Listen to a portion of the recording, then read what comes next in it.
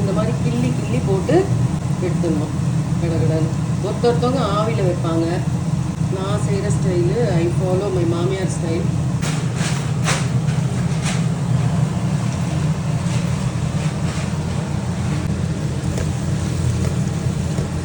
இந்த வடகரி சாப்பிட்றதுக்கு என்னமோ டேஸ்ட்டு தான், ஆனால் ரொம்ப லெங்தி ப்ராசஸ்ஸு, நிறைய வேலை, பெரிய வேலை. இதை வந்து இப்படி நல்லா மசிச்சு விட்டாச்சு. நல்லா ஊற்று பார்த்துதா இல்லை, இதில் கொஞ்சம் இட்லி பாத்திரத்தில் கொஞ்சம் மாற்றிக்கலாம். அதை கொஞ்சம் பாதி பாதியாக வேணாம். இன்னும் எப்படி தண்ணி ஊற்றணும், மிளகாத்தூள்லாம் போடணும். மிளகாத்தூள்லாம் போட்டு கலந்துட்டு கொதிக்க வைக்கிறத வந்து